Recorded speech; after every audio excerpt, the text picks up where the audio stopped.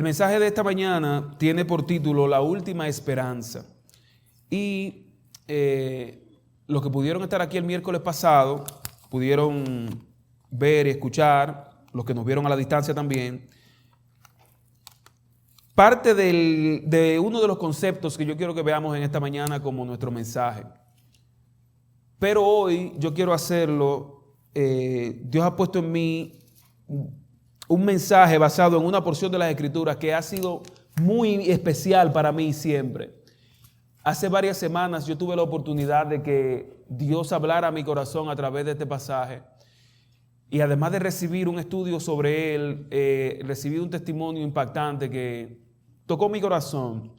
Y continué estudiándolo y de esa manera empecé a ver otras cosas que definitivamente Dios me guió a que se constituyeran en un mensaje para la iglesia que quiero presentar en esta mañana. Y este es un pasaje que me trae muchos recuerdos. Y yo le voy a decir algo un poquito íntimo de mí. Hasta que yo tuve hijos, ¿verdad? Muchas cosas cambian con eso. Pero hasta que yo tuve hijos, yo fui una persona muy balanceada con el sueño. Y yo crecí con un hábito de dormirme temprano y de madrugar. Así que yo en mi estado normal, cuando los muchachos de la iglesia salíamos, nos juntábamos en la casa de alguno a ver algún partido o a jugar. En mi país se usa mucho eso, el dominó.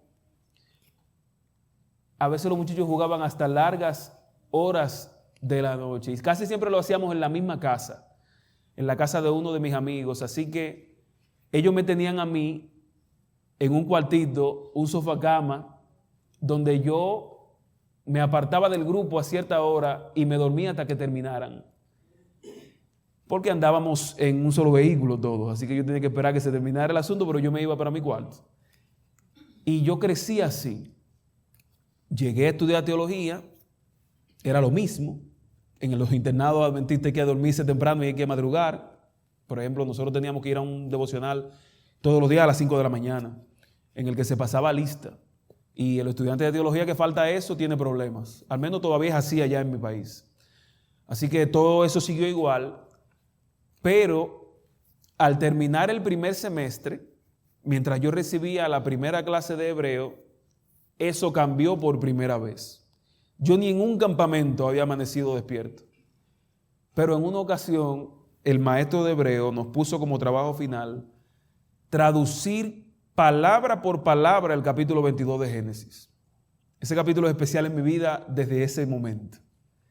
No porque me hizo amanecer despierto una noche, estudiando con un grupo de compañeros, sino porque todo lo que nosotros pudimos ver de Dios al hacer eso fue impresionante. Y parte de los mensajes que yo he podido recibir al estudiar este capítulo, que me he quedado tan impactado que cada cierto tiempo abro la Biblia hebraica y lo desempolvo y lo estudio otra vez, porque ha sido un mensaje siempre impactante en mi vida. Yo quiero compartirla con usted en esta mañana. Ese capítulo, muchos de ustedes ya se imaginan, saben de qué se trata, ¿verdad? Ese es el capítulo que presenta el sacrificio o el llamado que Dios hace a Abraham de sacrificar a su hijo. Yo quiero ver con ustedes varios de esos versículos en su contexto solamente para que pasemos de inmediato a las lecciones del mensaje, porque yo sé que es un capítulo muy estudiado, es una porción que seguramente usted la ha leído mucho, pero yo quiero que hagamos algunas estacas otra vez al pasar por él ahora. ¿Está bien? Génesis 22.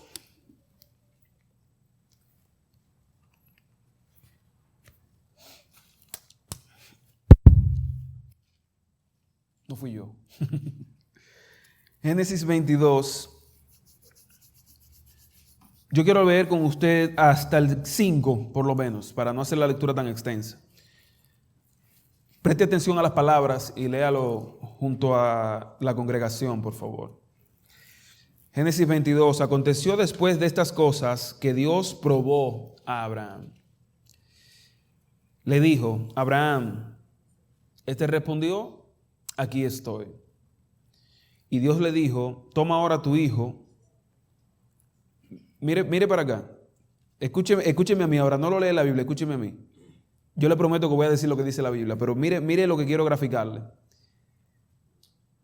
Dios le dijo: toma a tu hijo, a tu único, Isaac, a quien amas.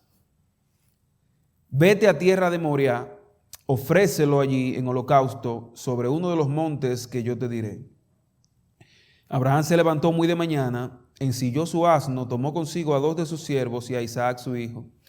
Después cortó leña para el holocausto. Se levantó y fue al lugar que Dios le había dicho. Al tercer día alzó Abraham sus ojos y vio de lejos el lugar. Entonces dijo Abraham a sus siervos: esperad aquí con el asno. Yo y el muchacho iremos hasta allá, adoraremos y volveremos a vosotros. Quiero detenerme aquí porque yo sé que la historia es muy conocida.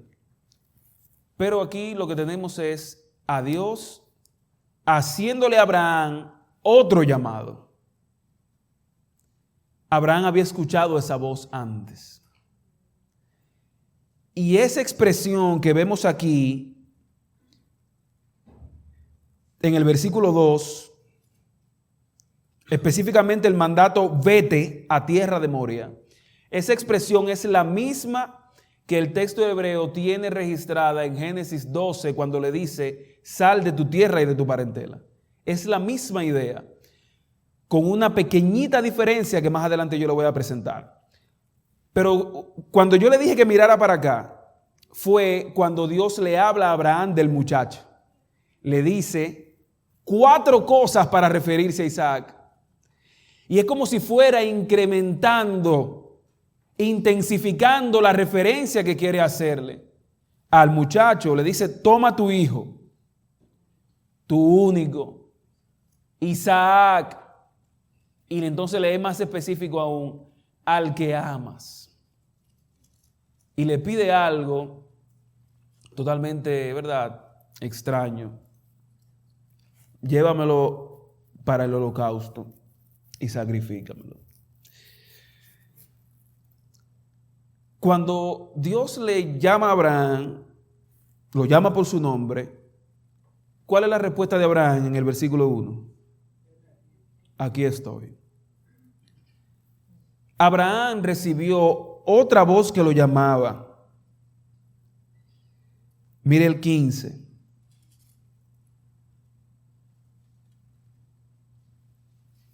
Llamó el ángel de Jehová a Abraham por segunda vez desde el cielo y le dijo: por mí mismo he jurado, dice Jehová, que por cuanto has hecho esto y no has rehusado a tu hijo, tu único hijo, de cierto te bendeciré y te multiplicaré.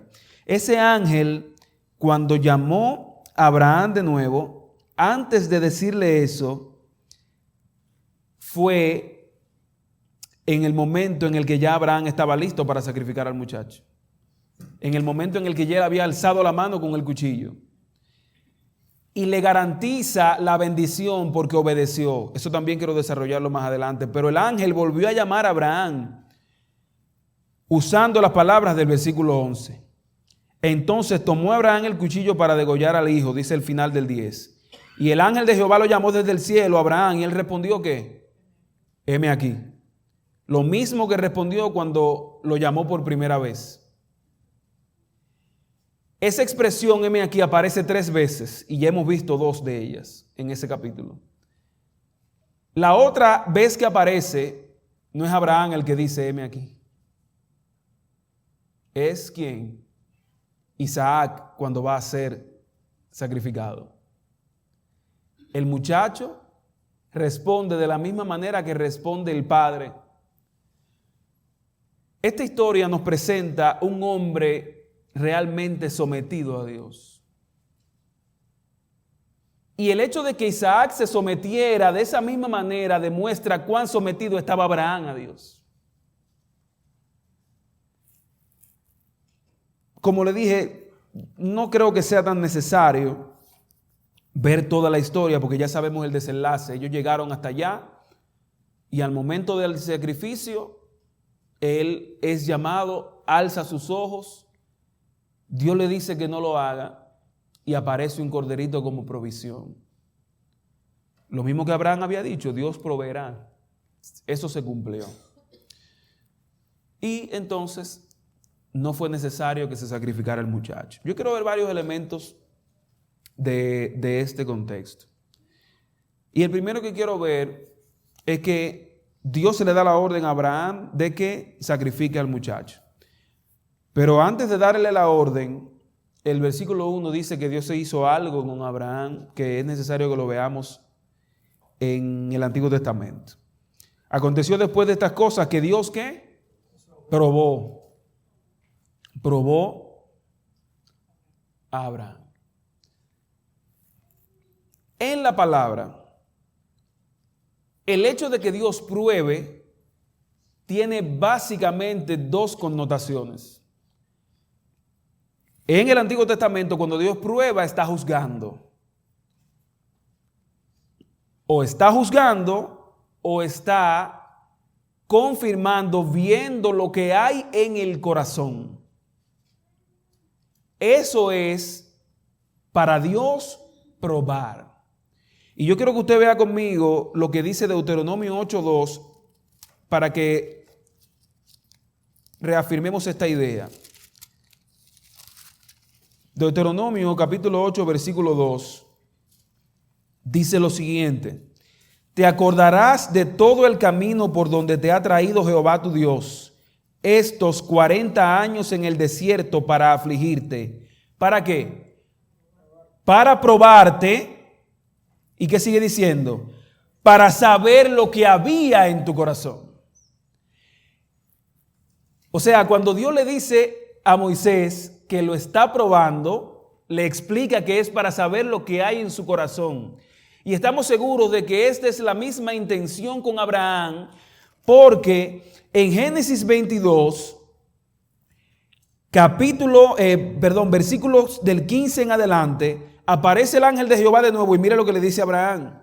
Llamó el ángel de Jehová a Abraham por segunda vez desde el cielo y le dijo: por mí mismo he jurado, dice Jehová, que por cuanto has hecho esto y no me has rehusado a tu hijo, tu único hijo, de cierto te bendeciré y te multiplicaré tu descendencia.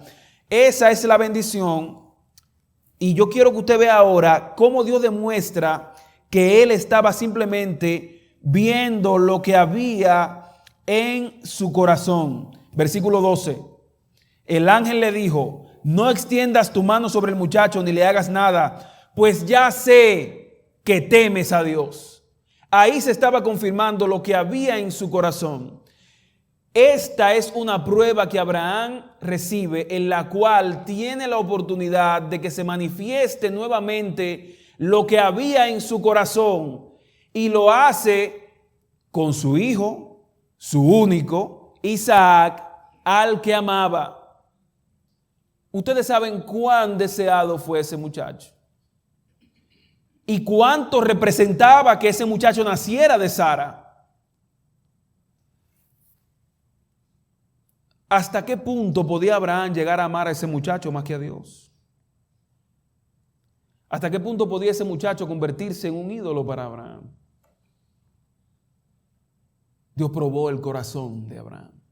Y en ese sacrificio se demostró lo que realmente había en él. Pero ¿qué sucede aquí? Dios probó a Abraham. Y esas pruebas siempre son juicios o son la manera de Dios ver lo que hay en nuestro corazón. Pero eso siempre tiene un propósito de bendición. Es bendecirnos a nosotros. Lo mismo que pasa con los juicios de Dios. Y eso es algo que tiene que cambiar definitivamente en el pueblo de Dios. Esa perspectiva terrorífica del juicio que tenemos. Los juicios de Dios siempre exponen la gracia primero. Dios siempre juzga habiendo dado gracia. Y Abraham es un hombre que está recibiendo la gracia de Dios. Cuando Dios le dice: ya sé que temes a Jehová, ya sé lo que hay en tu corazón, termina diciéndole: por eso te bendeciré. Las pruebas de Dios siempre tienen el propósito de bendecirnos, a pesar de lo mucho que nosotros la rechazamos. La palabra lo que nos enseña es que las pruebas y las tentaciones no son lo mismo.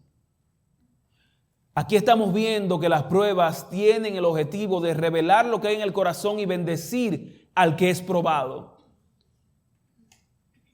Por lo tanto, si el objetivo es bendecir al que es probado, ¿quién es el que bendice? Dios. Así que el origen de las pruebas es de Dios y el objetivo es para bendecir. Todo lo contrario con las tentaciones. El origen de las tentaciones es de Satanás y por lo tanto lo único objetivo es que usted caiga. En las tentaciones no hay bendición. Así como en las pruebas no hay maldición. ¿Cómo nosotros procesamos eso en nuestras vidas? La respuesta a esa pregunta hace lo mismo que hizo con Abraham. Demuestra lo que hay en nuestro corazón y a quién amamos, a quién servimos. Las pruebas, en lugar de ser actos arbitrarios y crueles de parte de Dios en contra de los que son probados, son para bendecir al purificarnos en la gracia de Dios. Porque ese es el problema, que las rechazamos porque nos duelen, pero no entendemos que nos duelen porque nos están purificando en la gracia divina. Algo así fue lo que ocurrió con Abraham. Y yo le motivo a que no confundamos eso en nuestras vidas. A nuestras vidas llegan pruebas que no tienen el propósito de destruirnos, porque vienen de Dios y Dios no quiere eso. Llegan pruebas que tienen el propósito de bendecirnos y que Dios sea glorificado al salir de ellas. No es lo mismo. En segundo lugar, yo quiero ver con usted que en el llamado, esa respuesta inmediata, mucha gente ha estudiado el silencio de Abraham. Sale la voz de Dios. Abraham responde, aquí estoy. Quiero que hagas esto y esto. Lleva a tu hijo y sacrifícalo. Abraham no vuelve a hablar en el texto ahí.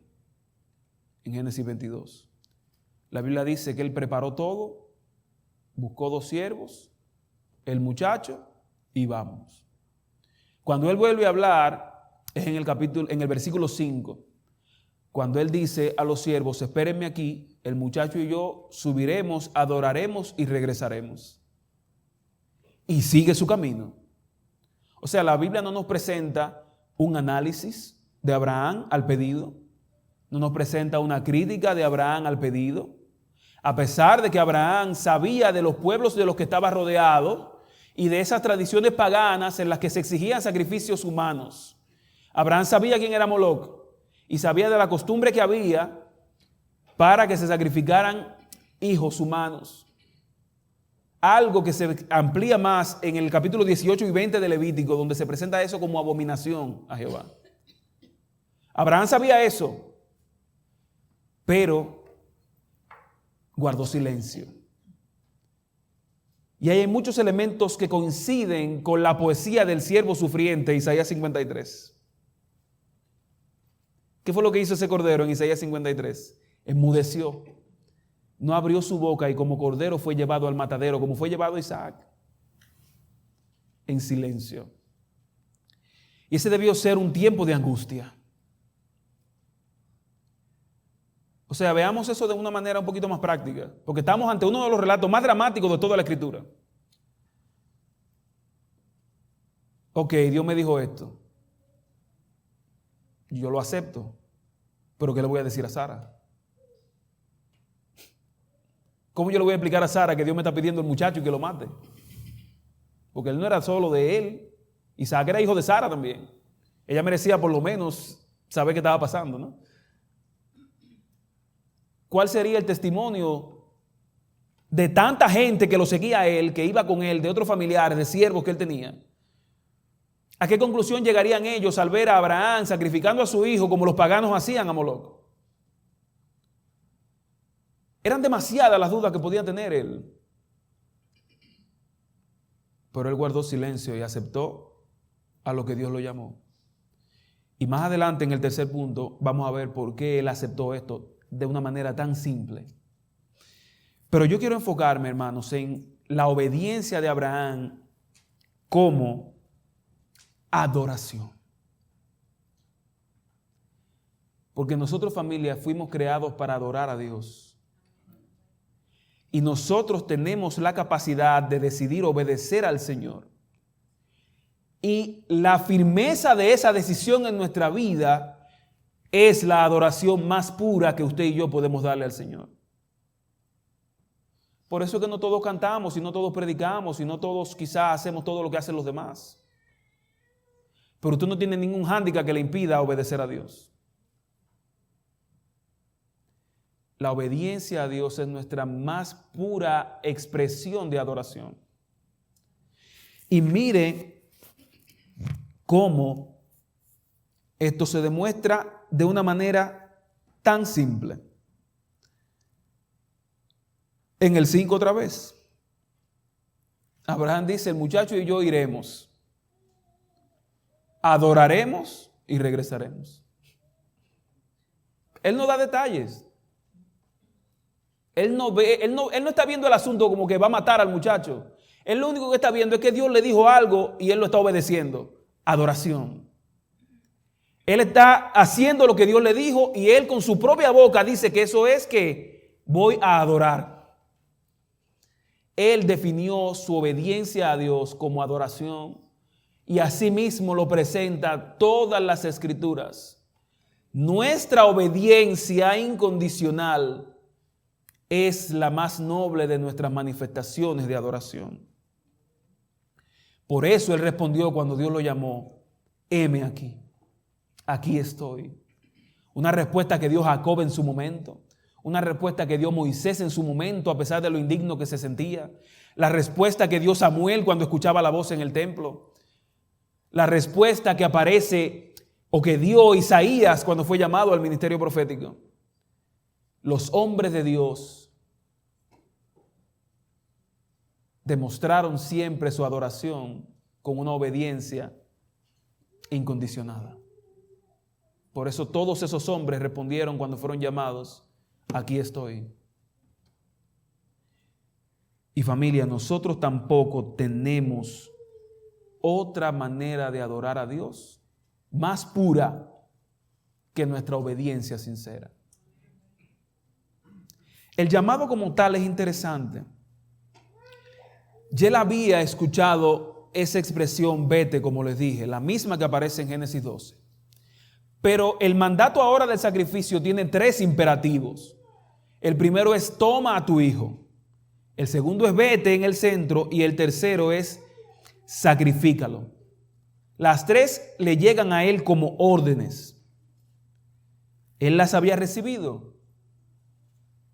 Pero en la que está en el medio, ve, sal, esa es la que se repite en el texto con una diferencia que yo le dije que le iba a explicar.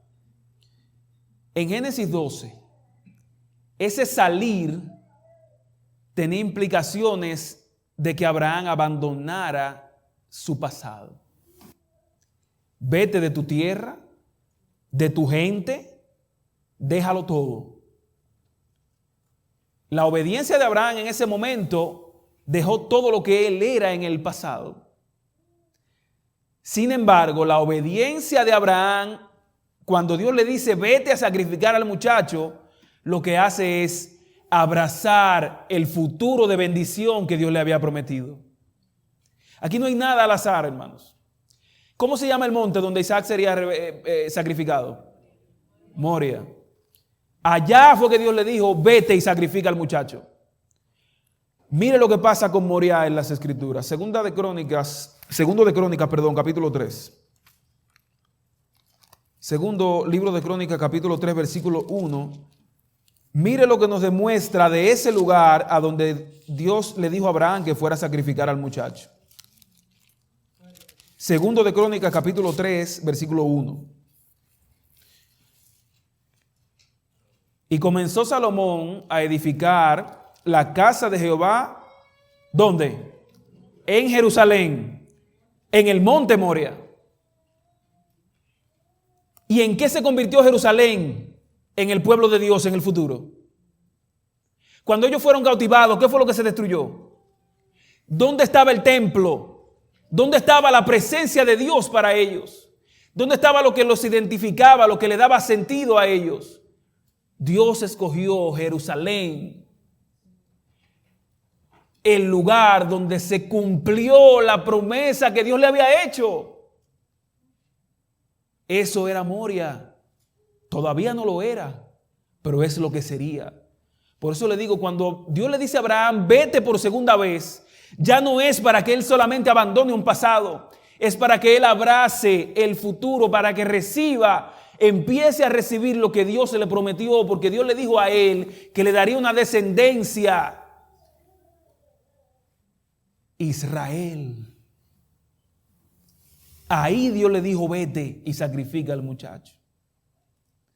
Por eso cuando Abraham acepta lo que Dios le está diciendo, esa locura de matar al muchacho, su obediencia es adoración, y esa adoración a lo que apunta es a la bendición que Dios le había prometido. Nuestra forma más pura de adoración es nuestra obediencia sincera.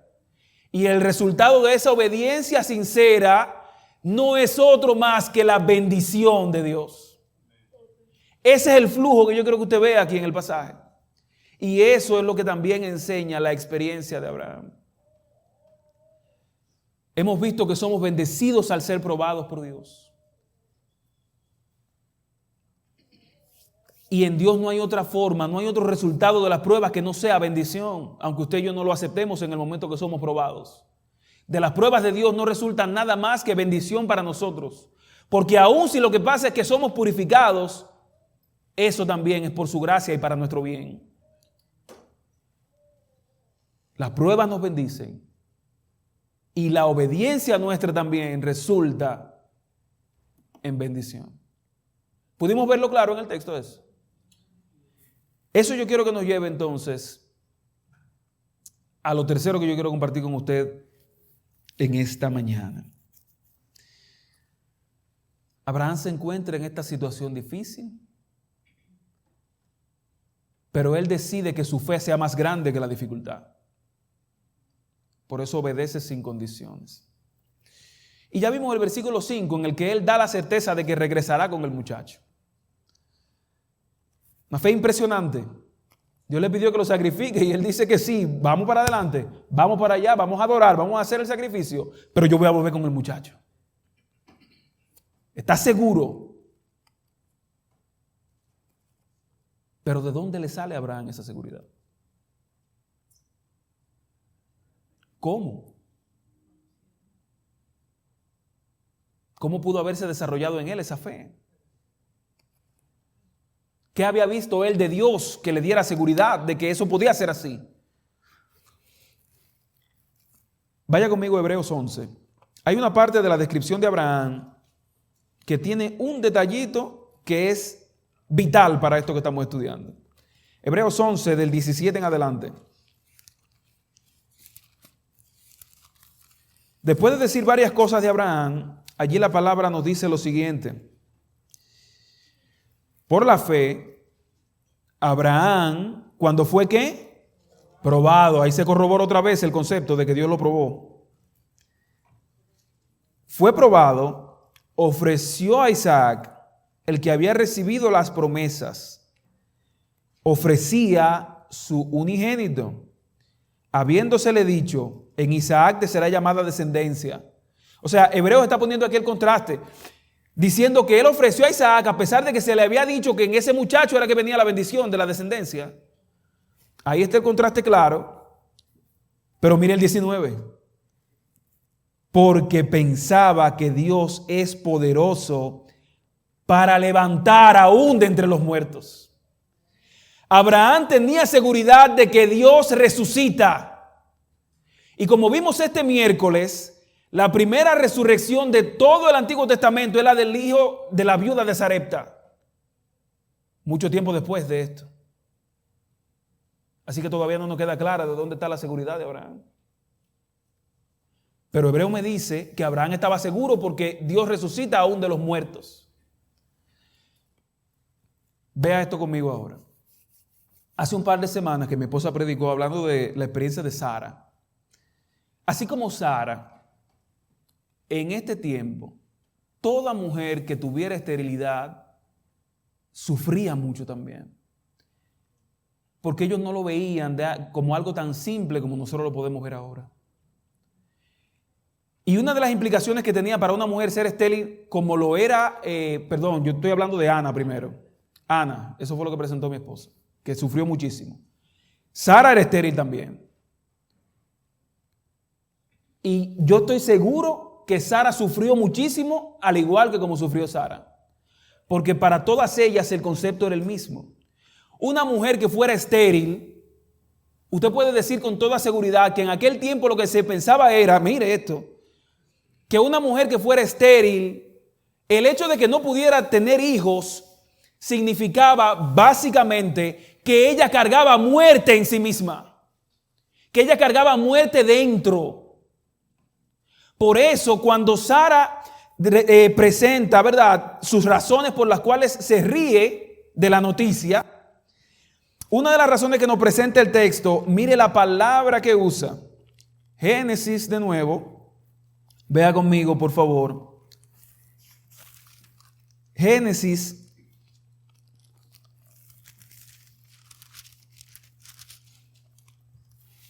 En el momento en el que se le promete a Isaac que tendrá hijos. A Abraham, perdón, que tendrá hijos. Génesis 18. Génesis 18. Ahí es que se da el encuentro. Jehová se le apareció a Abraham en el encinar de Manré, estando él sentado a la puerta de su tienda. Usted recordará eso, ¿verdad? Abraham estaba fuera de la tienda, Sara estaba adentro, oyendo. Los hombres hacen eso también, no se me sienta mal. Pero Sara lo estaba haciendo en ese momento. Génesis 18. Sara estaba adentro escuchando la conversación y Abraham estaba afuera. Y ahí es que le da la noticia, ¡pum!, vas a tener un hijo. Sara, por la vejez, por su esterilidad, no lo cree. Pero mire lo que dice la Biblia del estado de ella. Versículo 11. Abraham y Sara eran viejos, de edad avanzada, y a Sara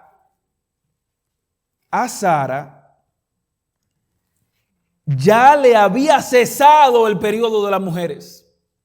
¿Cómo dice su Biblia? Había pasado. Yo estoy leyendo la Reina Valera 95, que dice, usa la palabra que le había cesado el periodo de las mujeres. Eso es un lío en hebreo, pero yo voy a tratar de desenredárselo rápido. Esta versión dice cesado porque está tratando de apegarse lo más posible al sentido original. Ahí se está hablando de muerte. La palabra que dice, que usa allí para decir que a ella le había cesado el periodo de las mujeres, es otra palabra, es una palabra que en todo el Antiguo Testamento se usa muchas veces para referirse a mortandad, a muerte. Ya, pero que había pasado, ¿verdad? Le había pasado. Le había cesado el periodo de las mujeres. Se refiere específicamente a su menstruación.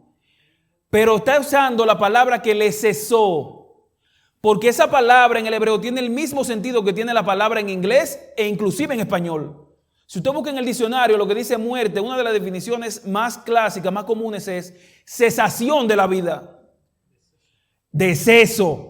En inglés disease, es lo mismo. Ese es un término de muerte al que está usando Sara para decir que ya le había cesado el periodo de las mujeres. Y mire cómo esto se explica también en la misma experiencia de ellos. Génesis 20. Cuando Abraham se encuentra con Abimelech, ¿recuerda eso? Mire lo que dice los primeros versículos.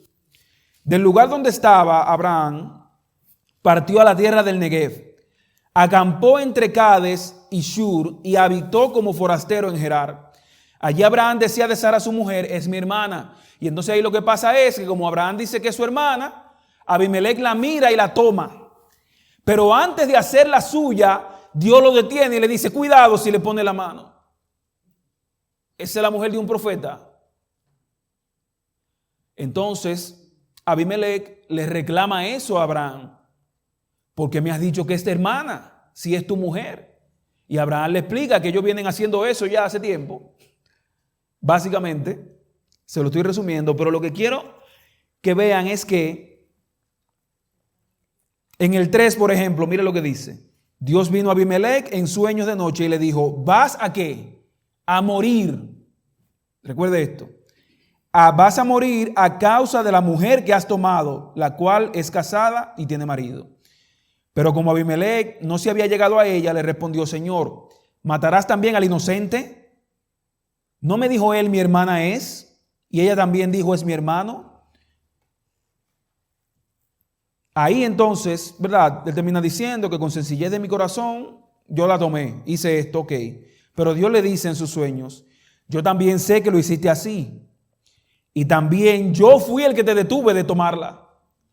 Dios lo libró ¿de qué? De la muerte. Mire entonces, del 17 en adelante, 17 y 18 de Génesis 20. Entonces Abraham oró a Dios y Dios sanó a Abimelech. ¿Y a quién más? A su mujer y a sus siervas. Y ya no menciona más gente. Salvó a Abimelech y después de Abimelech, ¿a quién menciona?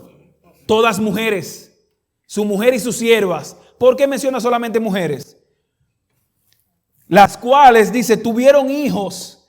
Porque Jehová, a causa de Sara, mujer de Abraham, había cerrado completamente toda matriz. Dios había cerrado toda matriz. ¿De qué fue que Dios libró a Abimelech? De la muerte. La matriz cerrada, la esterilidad, era muerte en la antigüedad. La mujer estéril cargaba en sí misma muerte y por eso se creía que era que no podía dar hijos, porque cargaba en sí misma la muerte. Ahí mismo en Génesis aparece otra de la descendencia estéril también. ¿La recuerdan?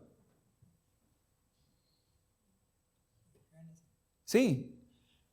Sara fue estéril, Rebeca fue estéril, Raquel fue estéril. Mire lo que dice la Biblia de Raquel en Génesis 30. Génesis 30, versículo 22. Mire qué grave era esto.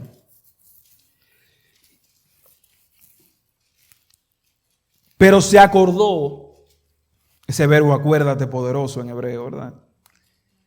Se acordó Dios de Raquel, la oyó Dios y le concedió hijos.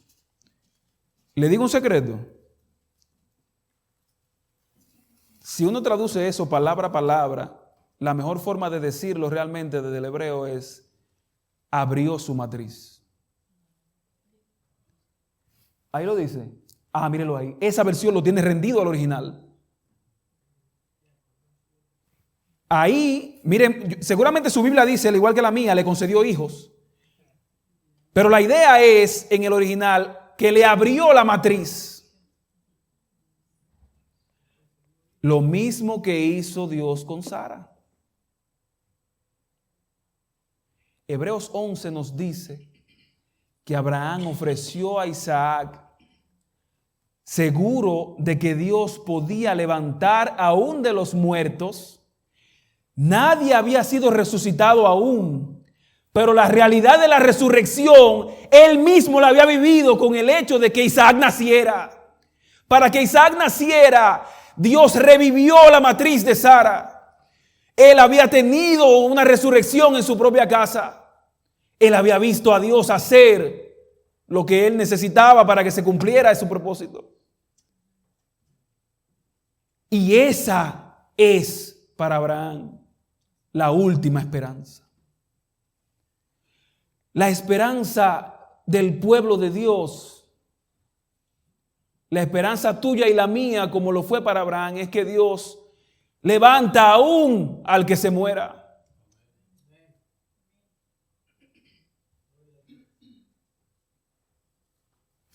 A mi piel le está pasando algo ahora, yo no sé si usted también. Pero es que esto es emocionante, hermano. La realidad que estamos viendo ahora.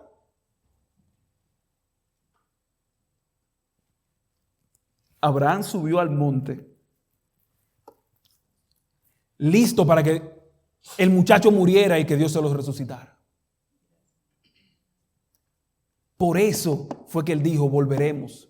Porque él tenía esa seguridad tan grande que para él no era solamente que Dios puede resucitar. Él estaba seguro incluso de que Dios resucitaría al muchacho al instante, si era necesario. Esa fue la última esperanza de Abraham. Ese es nuestro Dios, familia. Y yo quisiera, viendo esto, que ese poder de Dios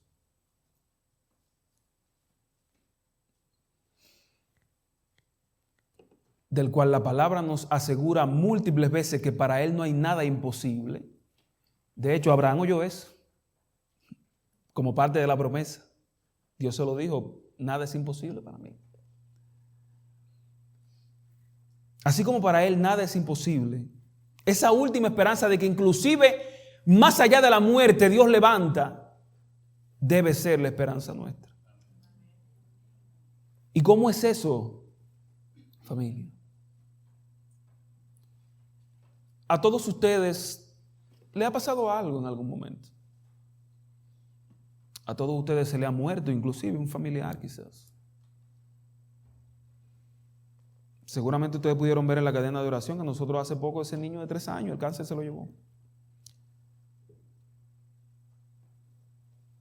Yo perdí a mi hermana de una manera trágica el año pasado. Pero Dios es mi esperanza. Y cuando a usted le ha llegado eso, Dios es su esperanza. Pero su esperanza, hermano que me escucha ahora, su esperanza no era que Dios impidiera la muerte de ese familiar. Su esperanza no era que esa enfermedad desapareciera. Eso es quizás lo que hemos querido, pero esa no es nuestra esperanza. Nuestra esperanza es que aun si pasa lo peor, Dios es poderoso para salvar. Esa sí es nuestra esperanza, familia. Su esperanza no es que en la casa todo vaya perfecto. La esperanza es que Dios puede resolver lo que ande mal. Su esperanza no es que la enfermedad no llegue. Su esperanza y la mía es que Dios sana y restaura. La esperanza nuestra no es que en la iglesia no se cometan errores. Su esperanza y la mía no es que en la iglesia nunca nadie nos falle. Su esperanza y la mía en la iglesia no es que nunca nadie se equivoque. La esperanza nuestra es que Dios hará triunfar a la iglesia, pase lo que pase. Y si llegáramos al más lejano extremo, como podríamos decir ahora, la muerte, hasta de eso Dios salva y restaura. Así que como Abraham, ante la prueba, usted y yo podemos estar seguros. Y yo no sé en qué usted ha dejado de creer o qué ha perdido. Pero si ese es el caso, yo le quiero decir que hay una última esperanza. Nuestro Dios restaura. Yo quiero leerlo de nuevo en Hebreos. Yo quiero hacer el esfuerzo de que esa idea se le fije a usted en esta mañana. Y cuando usted se haga la pregunta que yo le pedí que se haga, ¿dónde estaba Dios en el mensaje? ¿Qué aprendí de Dios en el sermón? Usted pueda tener bastante que decir, sobre todo algo tan importante como esto. Hebreos 11:19, porque pensaba que Dios es poderoso para levantar aún de los muertos, de donde sentido figurado también lo volvió a recibir. A nosotros hay muchas cosas que puede ser que se nos estén muriendo. Gente querida, nosotros mismos, nuestra fe, nuestra devoción puede ser que se esté muriendo. Nuestro matrimonio puede ser que se esté muriendo. Nuestro bolsillo puede ser que esté muerto en coma ya. Una relación sanguínea con su hermano, con su hijo, con su padre, puede ser que esté muriéndose.